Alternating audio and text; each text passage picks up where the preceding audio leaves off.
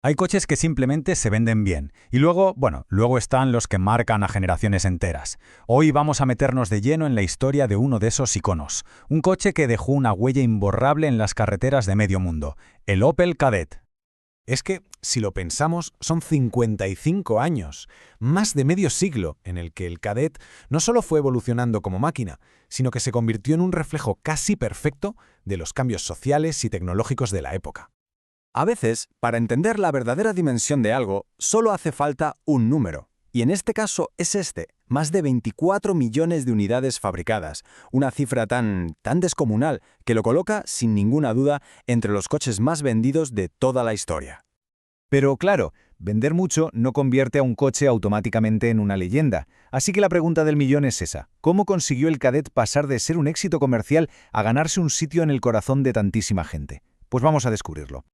Muy bien, pues vamos al lío. Viajemos a los orígenes. Porque todo esto empieza mucho antes de lo que la mayoría se imagina, allá por los años 30, con el primerísimo Kadett. Se lanzó en 1936 y el éxito fue, inmediato. Y ojo a este dato. Para 1938 ya dominaba casi el 60% de su segmento en Alemania. Era un coche popular, avanzado para su tiempo, pero entonces la guerra lo paró todo en seco. Y aquí la historia da uno de sus giros más alucinantes. Después de la guerra, toda la maquinaria, todos los planos para fabricar el Kadett se enviaron a la Unión Soviética como parte de las reparaciones de guerra. ¿Y qué pasó? Pues que sirvió de base para crear el Moscovich 400. O sea, que el Kadett tuvo una segunda vida, totalmente inesperada, al otro lado del telón de acero. Así que, mientras el ADN del Kadett renacía en la Unión Soviética, en Alemania tardaría un poco más en resurgir, pero cuando lo hizo, vaya si lo hizo, se convirtió en un símbolo de la recuperación económica. Hubo que esperar hasta 1962 para volver a ver un Kadett por las carreteras. El Kadett A era la receta perfecta, un coche sencillo, fiable y sobre todo asequible. Era literalmente lo que necesitaba la Alemania del llamado milagro económico. Pero fue con el Kadett B a partir de 1965 cuando las cifras se dispararon de verdad. Más de 2.600.000 unidades. Era más grande, más potente y tenía un diseño supermoderno, con un aire muy americano. Este fue el coche que de verdad democratizó la movilidad para millones de familias en Europa. Y ahora viene una de las partes más interesantes de la historia, cómo el siguiente Kadett, el C, dejó de ser un coche alemán para convertirse en un auténtico fenómeno mundial. La clave de todo esto fue la llamada plataforma T de General Motors.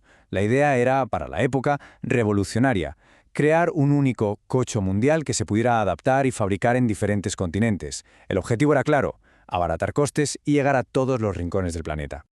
Y aquí es donde la cosa se pone divertida. Por ejemplo, si nos vamos a Brasil, allí el Kadett C se conoció como el Chevrolet Chevette, y fue un éxito tan brutal que se estuvo fabricando durante décadas. Cruzamos la frontera, nos vamos a Argentina, y allí lo adaptaron a su mercado con un motor local más grande y lo bautizaron como el Opel K180. Y para que veamos su flexibilidad, en el Reino Unido, claro, con el volante a la derecha, fue el popularísimo Vauxhall Chevette. El mismo coche, con distintas caras, conquistando el mundo. Y atención, porque aquí viene un dato que igual sorprende a más de uno. Todo el mundo piensa en el Golf GTI como el inventor de los compactos deportivos, ¿verdad? Pues el Opel Kadett GTE/E, con su motor de inyección y esa estética de rally, se le adelantó. Apareció en 1975, un año entero antes que su famoso rival.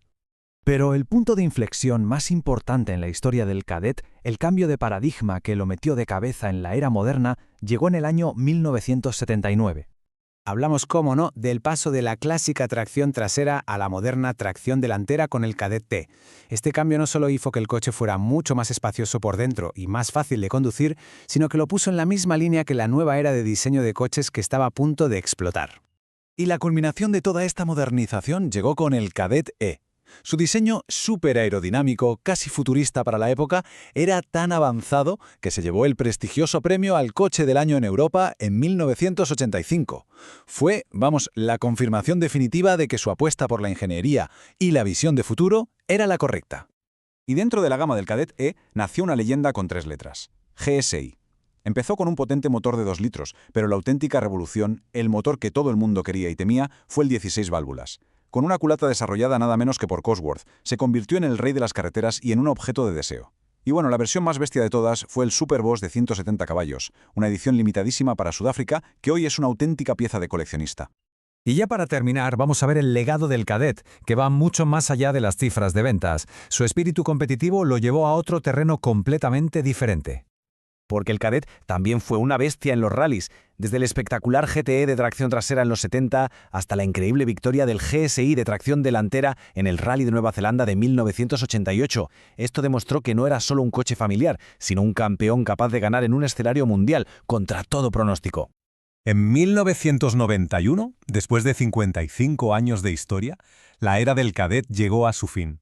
Opel decidió jubilar el nombre y pasarle el testigo a un nuevo modelo que heredaría todo su espíritu y continuaría su historia de éxito, el Opel Astra.